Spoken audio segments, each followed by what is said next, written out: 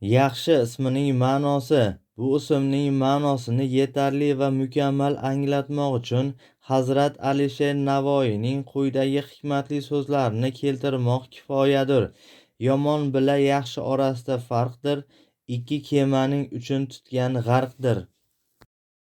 Ya'ni yaxshilik kemasining uchini ushlab, yomonlik kemasidan uzilguvchi zotlar yaxshilik olamining gullaridirki, bu zotlar o'z yaxshiliklarini tilga olmaydilar va shu yaramasliklarga bulg'amaydilar.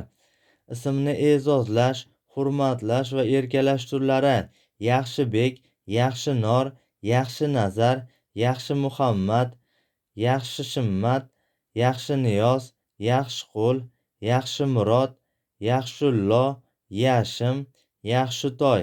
Siz o'z ismingiz ma'nosini bilasizmi?